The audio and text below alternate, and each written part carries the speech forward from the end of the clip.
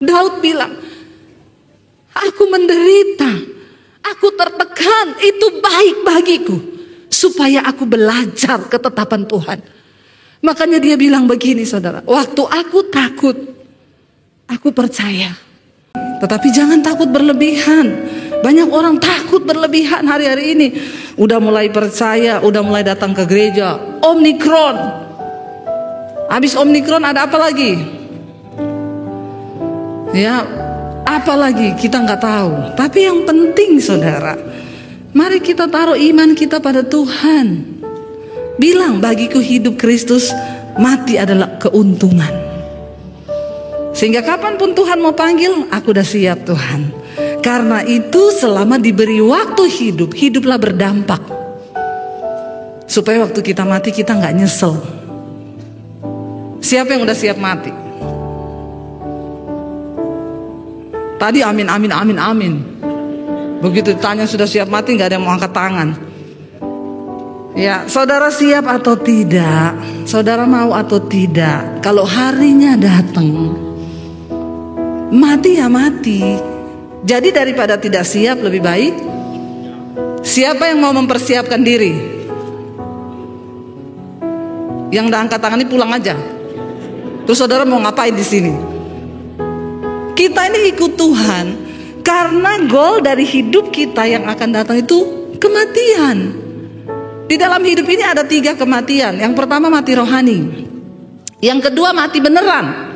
Napas kita berhenti. Yang ketiga mati kekal di neraka. Selama Tuhan masih kasih kita waktu, jangan sampai kita masih mati kekal di neraka. Mati beneran semua pasti. Tinggal tunggu waktunya aja. Tapi pastikan rohanimu hidup hari ini supaya engkau tidak mati kekal. Yang harus kita takuti itu mati kekal, bukan mati secara tubuh. Makanya selama diberi waktu, mari kita berdampak hidup ini. Hari ini saya pengen lanjutkan khotbah tadi pagi. Tadi pagi saya bicara tentang Daud. Ya, saudara, Daud itu berkata dia percaya kepada Allah. Waktu aku takut, aku percaya. Dan itu tidak gampang. Kenapa? Karena banyak orang Kristen berkata percaya pada Tuhan, tapi hanya sedikit yang berani mempercayakan hidupnya kepada Tuhan. Tidak semua orang percaya pada Tuhan itu mempercayakan hidupnya kepada Tuhan. Itu berbeda saudara. Nah, banyak orang pinter berteori, kalau nyanyi itu hebat saudara, kayak tadi ya. Walau 1000 rebah di sisiku, Kau tetaplah Allah penolongku. Pret. Baru denger gini takut. Belum 1000 rebah, baru 2 yang rebah. Itu tetangga mati COVID loh. Makanya gak usah keluar-keluar rumah. Biar cuma di depan pintu, jangan. Nanti kamu kena virus mati. Hello saudara, hidup mati kita bukan di tangan corona. Ingat ya, saya selalu berkata, hidup mati kita di tangan Tuhan. Kalaupun ada yang mati karena corona, itu memang sudah jangan mau dibolak-balikin iblis loh ya. Ini yang saya gak suka saudara, orang Kristen itu ya. Baru kalau nyanyi di gereja, walau 10.000, lebih alay lagi kan. Rebah di kananku takkan ku goyah, sebab Yesus sertaku. Malaikat lihat saudara dari surga ini, pret banget lu.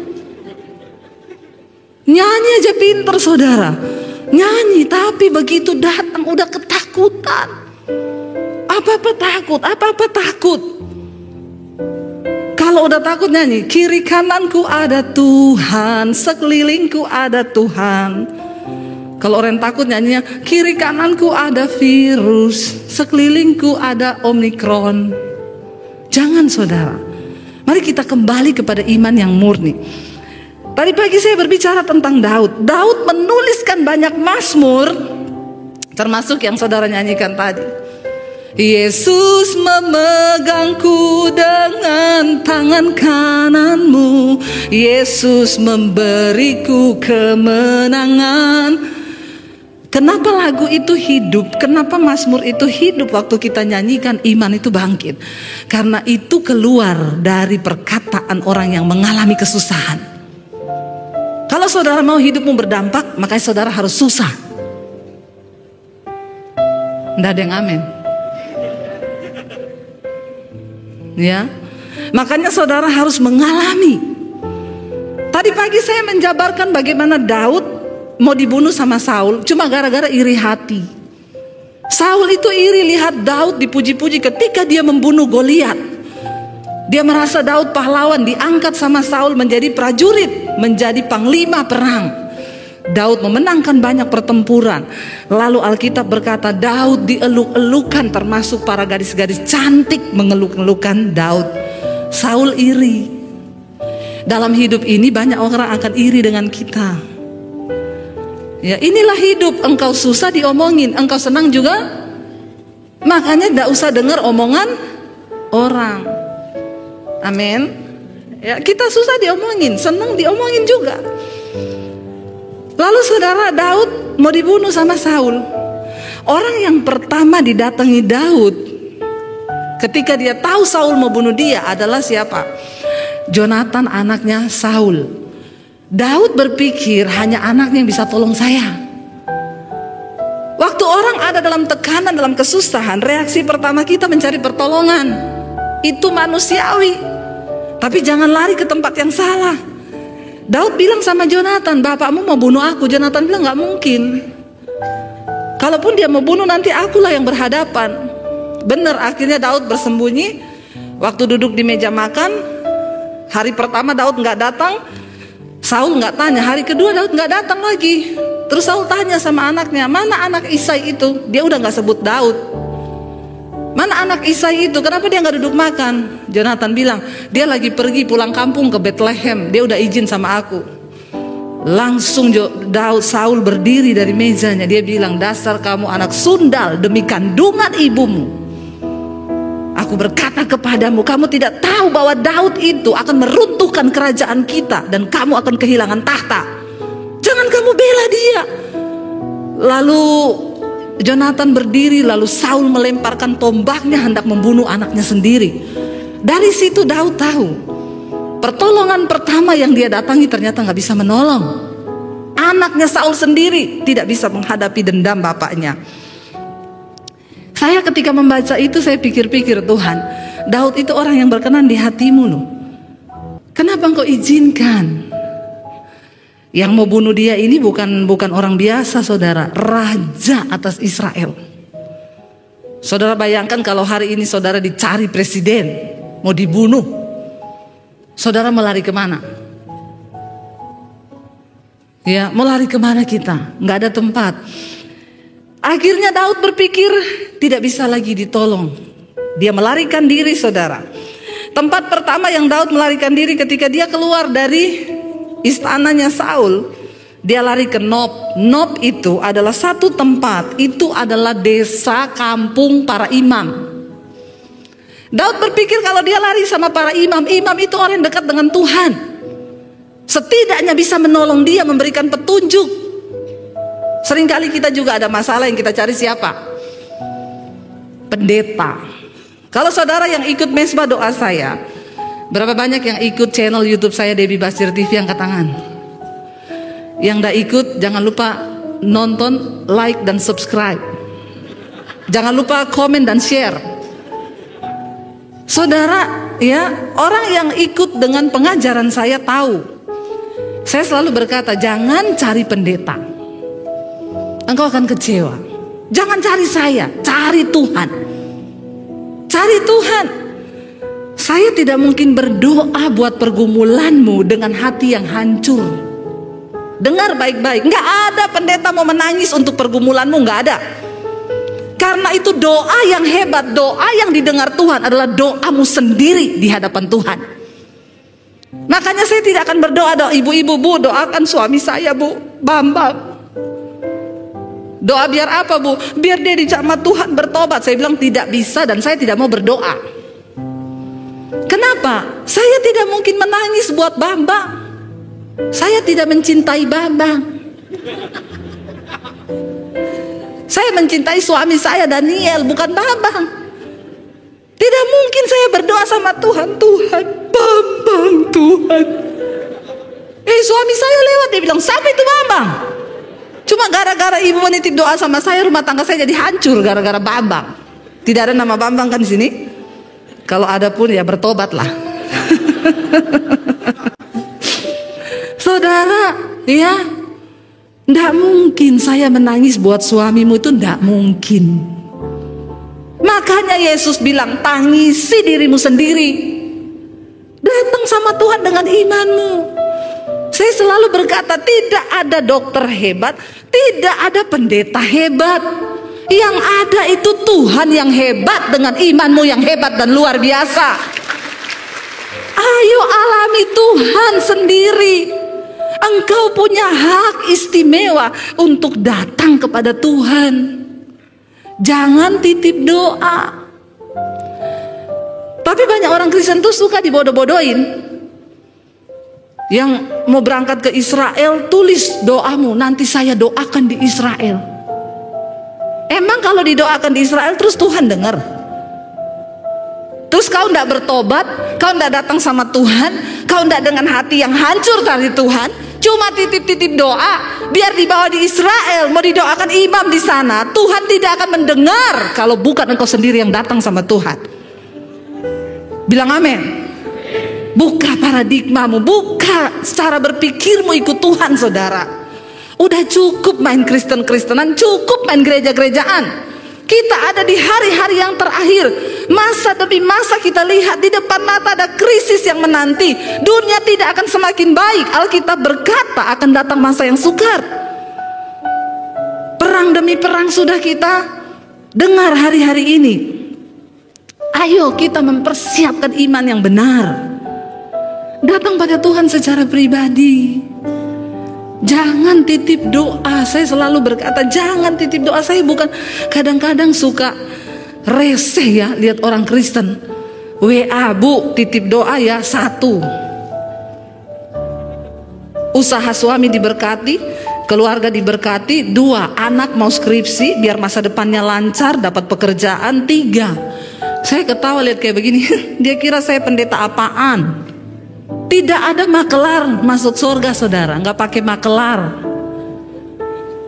Ketika seorang perempuan pendarahan 12 tahun mendengar tentang Yesus, imannya timbul. Waktu imannya timbul, dia dengar Yesus berjalan melewati kotanya. Apa yang dia lakukan? Dia ini sudah menghabiskan harta untuk berobat selama 12 tahun pendarahan. Saudara bisa membayangkan 12 tahun pendarahan. Itu waktu yang singkat atau lama? Lama, kalau kredit rumah sudah lunas. Lama 12 tahun.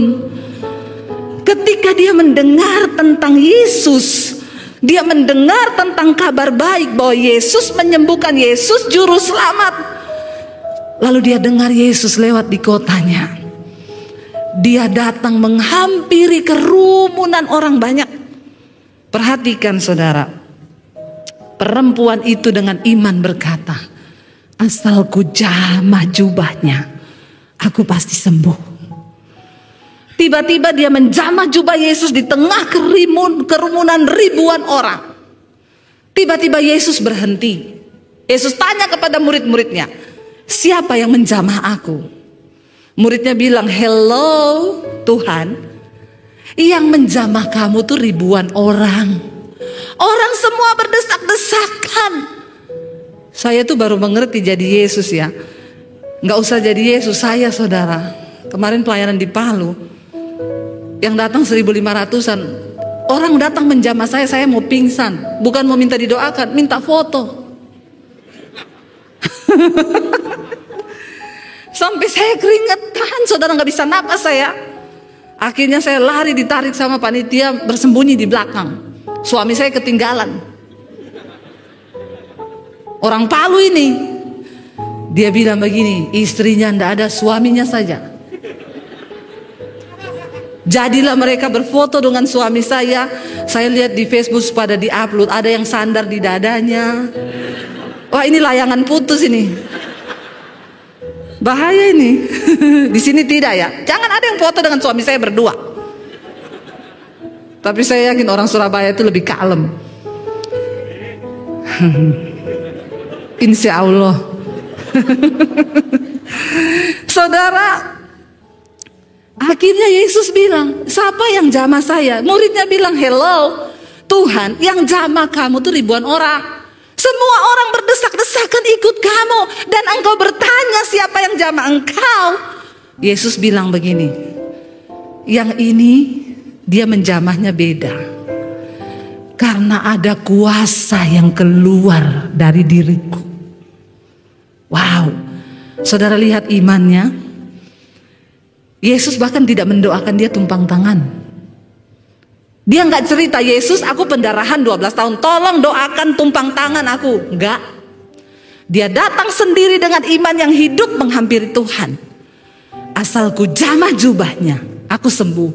Dengan iman yang hidup itu dia jamah jubah Yesus. Alkitab berkata, ada kuasa yang keluar dari diri Yesus. Yesus bilang sama muridnya, semua orang menjamah aku, tapi cuma satu yang membuat kuasa keluar dari diriku. Perempuan yang merasa dia sudah sembuh saat itu dan dia menjadi takut mendengar Yesus ngomong gitu, dia angkat tangan, aku Tuhan, aku pendarahan 12 tahun dan aku menjamah cuma dengan berkata, asalku jamah jubahmu, aku pasti sembuh. Saudara, ini gambaran orang Kristen hari-hari ini. Yang ngaku ikut Yesus, percaya Yesus banyak, ribuan orang, semua datang ke gereja hari Minggu. Tapi yang mengalami kuasa Tuhan cuma sedikit. Hanya mereka yang mau sungguh-sungguh datang dengan iman yang hidup dan percaya bahwa kalau aku ketemu Tuhan, aku akan mengalami kuasa Tuhan. Ayo hidupkan imanmu. Terlalu rugi. Kita punya waktu hidup di dunia tidak banyak. Sayang, di waktu yang singkat kita habiskan hidup dengan menghabiskan kekuatan, stres, depresi, tertekan, dan imanmu mati. Saya sudah mendengar banyak kesaksian orang-orang yang tadinya hampir bunuh diri. Dia bilang, lalu saya dengar khotbah ibu, saya mulai mendengar firman, saya mulai tangkap firman itu, saya hidupi dan saya imani. Nggak jadi bunuh diri, Bu. Bahkan hutang, ekonomi, keluarga Tuhan pulihkan semuanya. Dan dia mau melakukan hari-hari ini buat saudara. Saya bukan cuma berteori, saya mengalami Tuhan. Awal pandemi kita sudah mau jual rumah Jakarta, pulang ke Solo. Saya bilang sama suami saya, kita nggak tahu keadaan ke depan. Yang terburuk kita jual rumah Jakarta, kita pulang ke Solo. Bersyukur masih ada yang bisa dijual. Dulu nggak ada yang bisa dijual. Saya tidak punya simpenan, ya, nggak punya emas batangan. Saya punya emas satu tuh, Mas Daniel, 70 kilo. Sekarang berapa saya? 80 ya, naik 10 kilo. Tapi kalau emas batangan makin naik makin mahal. Kalau ini tidak, makin naik makin turun harga. Mas Joko, Mas Bambang itu turun harga itu. Ya, tidak ada yang bisa saya jual dulu. Sekarang saya bilang, kalau kita nggak bisa apa-apa, kita bisa jual rumah. Ada rumah yang bisa kita jual. Tapi saya bilang sama suami saya, Tuhan yang menolong kita di masa yang lalu, dia juga sanggup menolong kita hari ini. Kenapa? Karena keadaan bisa berubah, tapi Tuhan tidak pernah berubah. Kuasanya tidak pernah berubah. Mujizatnya tidak pernah berubah. Dari ribuan tahun yang lalu sampai hari ini dia masih bisa melakukan itu. Saya cuma taruh iman. Dan saya mau bersaksi sama saudara, benar, kita gak jadi jual rumah, malah beli rumah, bangun studio. Maret ini saya peresmian studio. Apa yang Tuhan buat itu luar biasa. Bukan cuma Atta Halilintar bangun studio, Debbie Basir TV juga bangun studio. Tuhan ajaib. Dia sanggup membalikan keadaan. Bahkan di tengah masa pandemi kita bisa bantu 15 gereja di pedesaan untuk membangun. Beberapa sudah selesai, yang lain sedang dalam pembangunan. Wow, apa yang Tuhan buat itu gak pernah kita bisa pikir. Jangan batasi Tuhan dengan cara berpikirmu. Ketika Daud datang di Nob, itu kampung para imam. Dia berharap akan mencari pertolongan kepada hamba Tuhan. Waktu dia ketemu dengan imam itu di 1 Samuel 21 ayat yang pertama, sampailah Daud ke Nob kepada Ahimelek imam itu. Dengan gemetar Ahimelek pergi menemui Daud dan berkata kepadanya, mengapa engkau seorang diri dan tidak ada orang bersama dengan engkau? Daud datang masuk sendiri ke rumah imam. Lalu saya nggak tahu kenapa Daud berubah pikiran. Mungkin tadinya dia mau minta didoakan, atau dia mau minta petunjuk dari imam ini. Ketika imam tanya kepada dia, ayat 2, Daud berbohong kepada imam. Dia bilang gini, jawab Daud kepada imam Ahimelek, raja menugaskan sesuatu kepadaku. Katanya kepadaku, kata raja, siapapun juga tidak boleh mengetahui sesuatu hal dari yang kau suruh kepadamu dan yang kutugaskan kepadamu. Sebab itu Daud bilang, orang-orangku saya suruh tunggu di satu tempat. Padahal kan itu bohong. Lalu Ahimelek bilang, oh ya, jadi apa yang bisa aku lakukan bagimu? Mungkin tadinya Daud mau minta didoakan atau dia mau cerita, tapi pada akhirnya dia juga gak bisa percaya kepada imam. Siapa tahu imam bocorkan. Kalau ketahuan Saul dia ada di situ, maka Saul akan mencari dia dan membunuh dia. Di tengah keadaan yang menakutkan, orang bisa berubah pikiran. Daud udah buta matanya, dia bilang, iya saya ini lagi ditugaskan raja, jadi nggak boleh ada yang tahu keberadaan saya. Gini aja imam, saya minta roti deh. Yang tadinya dia mungkin meminta didoakan, akhirnya jadi minta roti. Imamnya bilang, saya tidak punya roti biasa, yang ada roti kudus yang harus dipersembahkan untuk Tuhan. Tapi ini rotinya ini kemarin sudah dipersembahkan, nah mau diganti, mau diturunkan, diganti yang baru. Nah yang diturunkan ini kamu minta berapa? Daud bilang, beri saja 5 potong. Lalu imamnya kasih. Udah mau pulang, Daud tanya, ada senjata apa di rumahmu? Daud ini udah agak begini kali, masa dia datang ke rumah imam cari senjata? Harusnya dia ke pangkalan militer minta senjata, tapi dia datang ke rumah imam. Dia tahu di situ tidak ada senjata. Dia berkata, saudara, kalau saudara lihat di ayat yang berkatalah Daud kepada Ahimelek, ayat 8, 1 Samuel 21.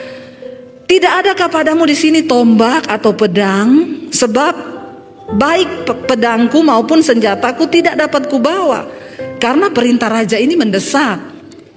Dia nggak sempat bawa pedang, nggak bawa apa-apa. Kemudian berkatalah imam itu, ada pedang Goliat yang pernah kau kalahkan dulu, ditaruh di sini, terbungkus dengan kain. Karena itu pedang bukan pedang sembarangan, makanya disimpan di rumahnya imam itu, di kampung imam. Tapi Daud bilang, ya udah, kalau cuma itu yang ada, mana bab kasih saya. Saudara, ketika Daud lari, ternyata di situ ada pelayannya Saul. Ya, kalau kita lihat di ayat yang ke-7, maka pada hari itu juga ada di sana seorang pegawai Saul yang dikhususkan melayani Tuhan, namanya Doeg, seorang Edom. Dia pengawas atas gembala-gembala Saul. Saul lihat, ada Doeg, sebentar lagi dia bakal lapor sama Saul. Saya harus cepat-cepat meninggalkan kampung ini. Karena nggak tahu mau lari kemana, Daud memilih lari ke Gad. Padahal Gad itu adalah wilayah Filistin. Itu tempat musuhnya, di mana dulu dia pernah bunuh Goliat. Goliat itu orang Filistin. Nalarnya sudah buntu. Kenapa saudara? Daud berpikir, Gad tempat yang aman, karena itu musuhnya Saul. Saul tidak mungkin datang ke negeri musuhnya. Ketika kita ada dalam kesusahan dan tekanan, seringkali kita ini main tabrak kanan kiri. Kita pikir nih jalan yang dapat menolong kita, ini yang baik, itu yang baik. Pada akhirnya buntu semuanya, saudara. Daud lari ke Gad. Sampai di Gad ada orang yang kenal dia. Orang itu bilang gini, dia ini dulu yang bunuh Goliat loh. Dia ini pemimpin pasukan Raja Saul. Dieluk-elukan, dia membunuh berlaksa-laksa, sementara Saul cuma membunuh beribu-ribu. Ditangkaplah dia, dibawa ke depan Raja Gad.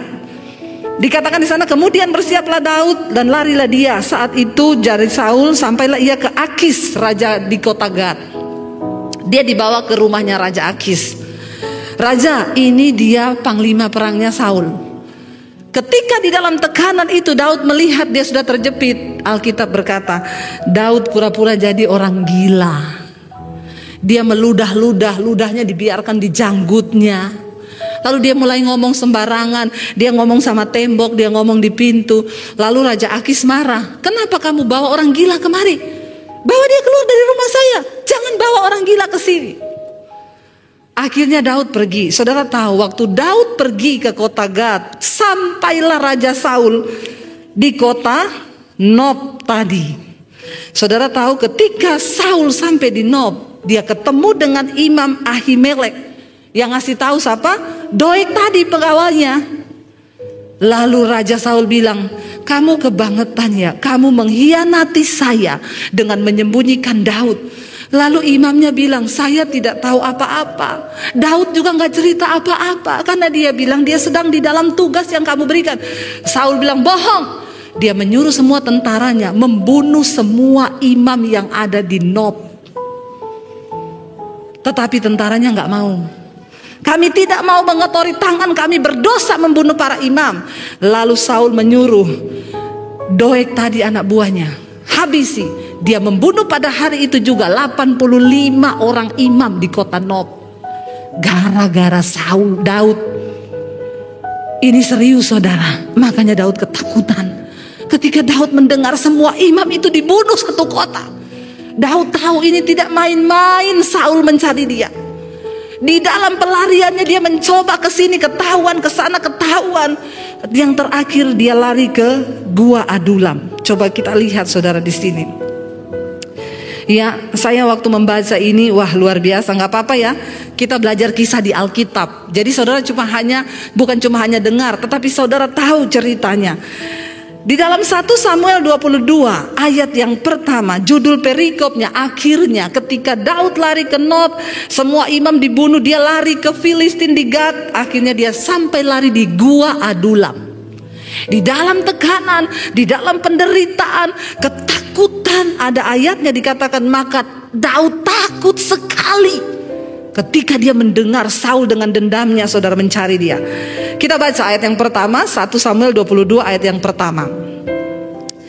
Lalu Daud pergi dari sana dan melarikan diri ke Gua Adulam. Ketika saudara-saudaranya dan seluruh keluarganya mendengar hal itu, pergilah mereka ke sana mendapatkan dia. Ayat yang kedua, berhimpunlah juga kepadanya apa? Setiap orang yang dalam kesukaran, setiap orang yang dikejar-kejar piutang, datang sama dia di situ. Setiap orang yang sakit hati, maka ia menjadi pemimpin mereka. Bersama-sama dengan dia ada berapa? 400 orang. Saudara bisa bayangkan. Saya yakin pergumulan hidupmu yang kau hadapi hari ini tidak seberat Daud. Dia mau dibunuh Raja Israel. Dia lari sembunyi di gua. Saudaranya tahu, datang sama dia. Daud ini harus menyelesaikan masalahnya sendiri. Keluarganya datang. Ya, ini kan berarti nambah masalah kan? Orang tuanya datang, keluarganya datang. Bukan cuma itu saudara, dikatakan berhimpunlah juga kepada dia di dalam gua itu orang-orang yang dalam kesukaran. Karena dikejar-kejar debt collector. Saudara, orang dikejar debt collector itu, siapa di sini yang pernah dikejar debt collector? Nggak usah malu. Itu kesaksian loh. Nggak ada yang dikejar debt collector sini? Nggak bu, cuma utang online. Pinjol.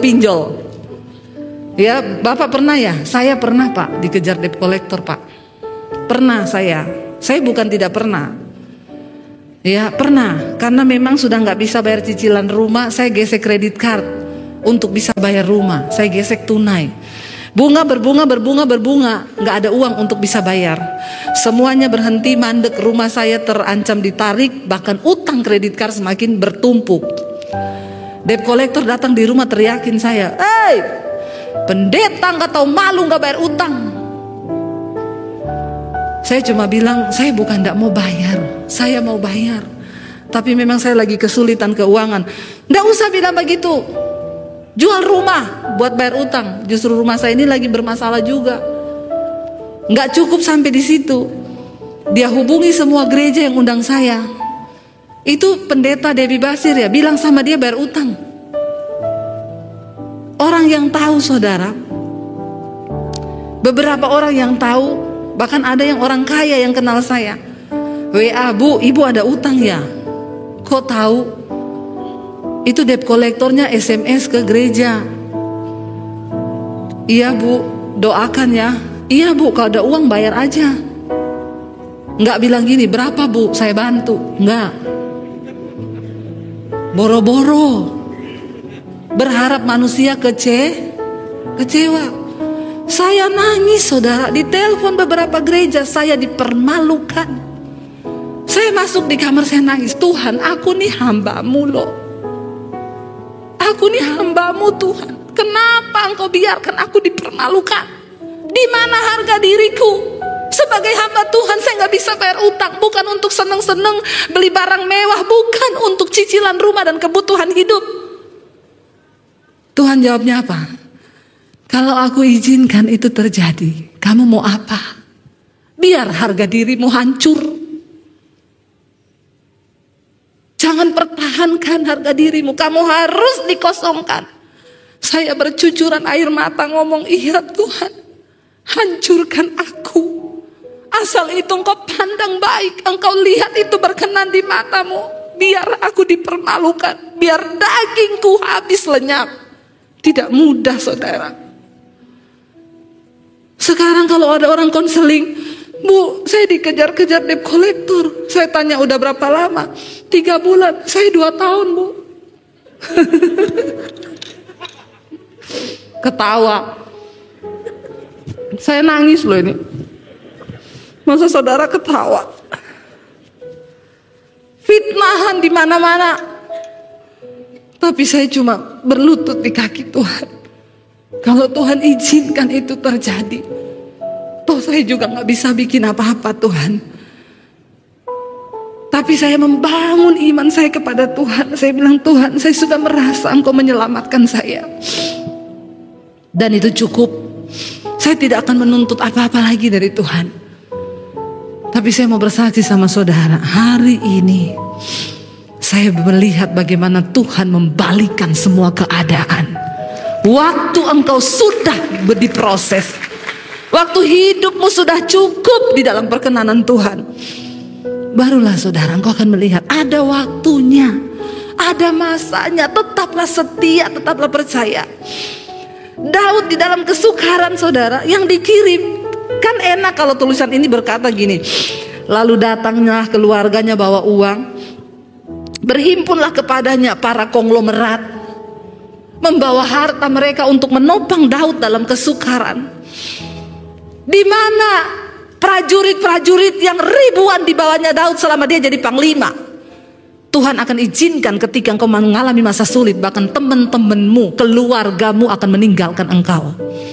Itu Tuhan izinkan, tidak usah kepahitan.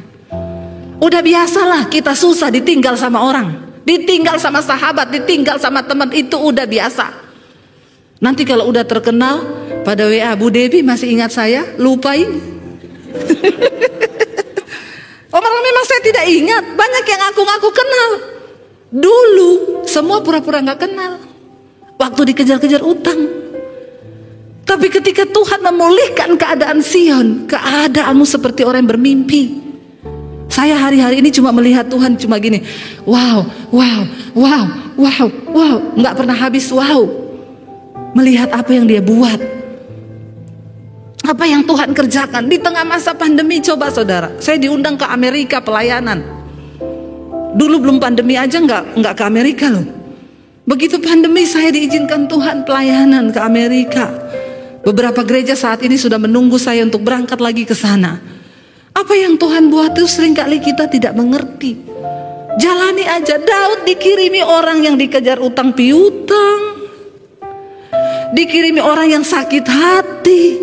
Aduh saudara, 400 orang di dalam satu gua. Dan itu semuanya orang yang bermasalah. Menurut saudara gimana?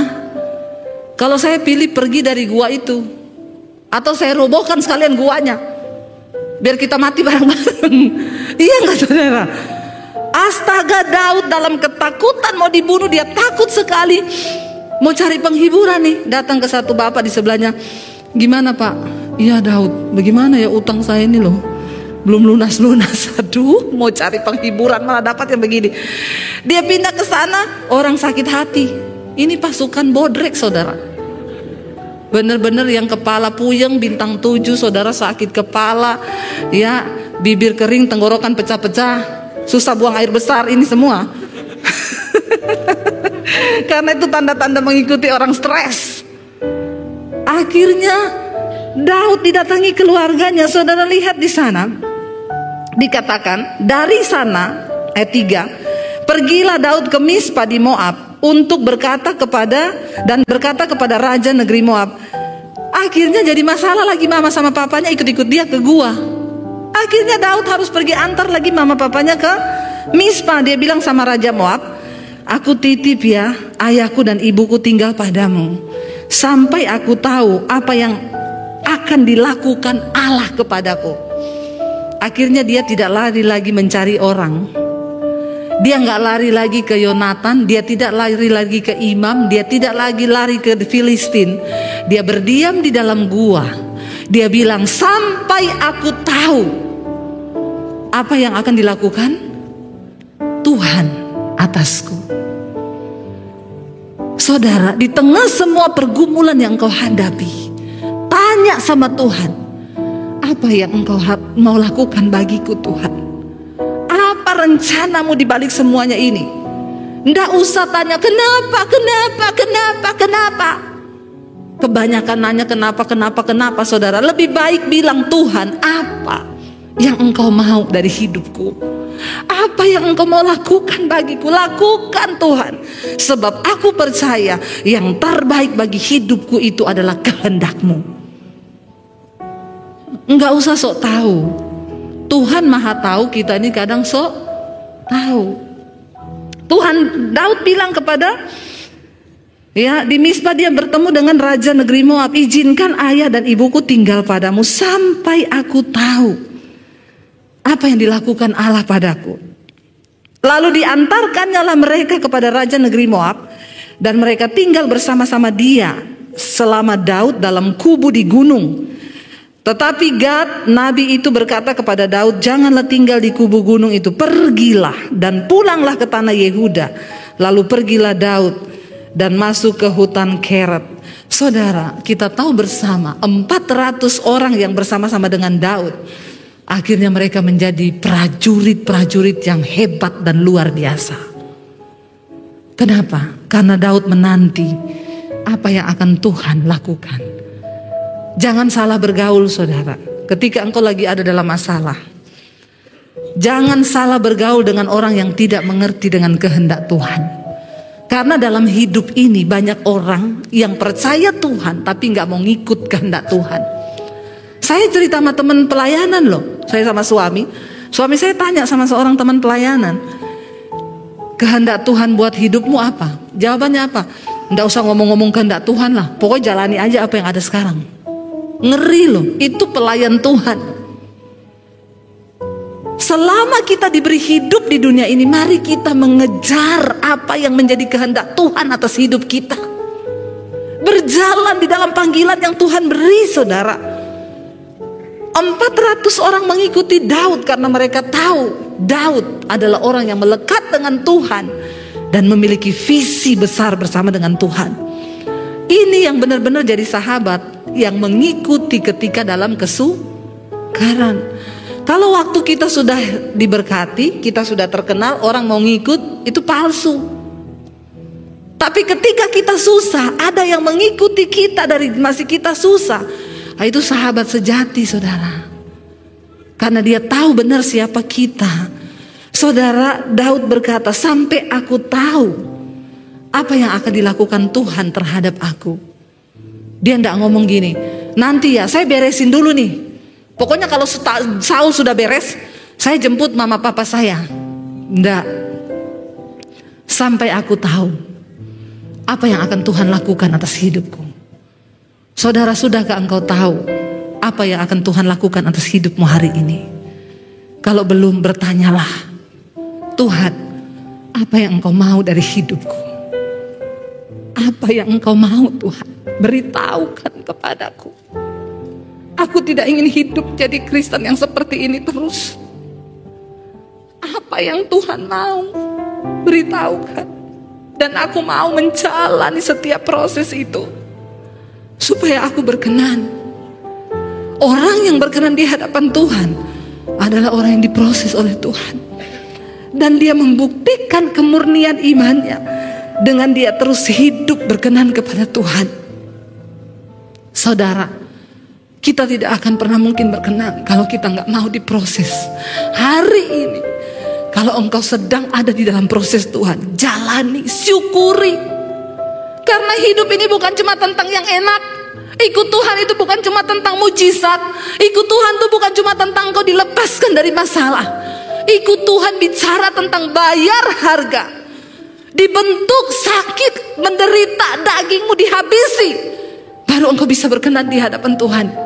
Saya berdoa hari ini kalau ada saudara yang belum diproses, biar diproses sama Tuhan. Bilang amin. Bilang, proses aku Tuhan, itu baik. Daud bilang, aku menderita, aku tertekan, itu baik bagiku, supaya aku belajar ketetapan Tuhan. Makanya dia bilang begini saudara, waktu aku takut, aku percaya. Coba kita buka tadi Mazmur 56. Ya, ini yang Daud katakan ketika dia berada di Gad, lalu dia ditangkap saudara oleh tentara Filistin. Judul perikopnya di sana, kepercayaan kepada Allah dalam kesusahan. Dikatakan di sana ayat yang pertama, untuk pemimpin biduan menurut lagu merpati di pohon-pohon tarbantin yang jauh. Miktam dari siapa? Daud, ketika orang Filistin menangkap dia di Gad. Daud menulis Mazmur ini saat dia ditangkap. Dia bilang apa? Kasihanilah aku ya Allah, sebab orang-orang menginjak-injak aku sepanjang hari. Orang-orang memerangi dan mengimpit aku. Seteru-seteruku menginjak-injak aku sepanjang hari. Bahkan banyak orang memerangi aku dengan sombong. Waktu aku takut, aku ini percaya kepadamu. Ayat 5, kepada Allah yang firman-Nya kupuji, kepada Allah aku percaya, aku tidak takut. Apakah yang dapat dilakukan manusia terhadap aku? Waktu dia ditangkap oleh tentara Gad, itu istilahnya nyawanya di ujung tanduk. Tapi dia memilih untuk meneguhkan hati dan berkata, waktu aku takut, aku percaya. Saya undang para imam musik saudara, hari ini mari kita mau membangkitkan iman kita di hadapan Tuhan saudara. Biar kita mau berkata, Tuhan mungkin hari ini kami takut, tapi kami memilih untuk percaya. Mari kita mau berkata kepada Tuhan hari ini, Kaulah Tuhan yang berjanji. Dan ketika Engkau berjanji, tidak sedikit pun Engkau ingkari janji-Mu Tuhan. Kami percaya itu Bapa, karena janji-Mu itu teruji, firman-Mu itu terbukti.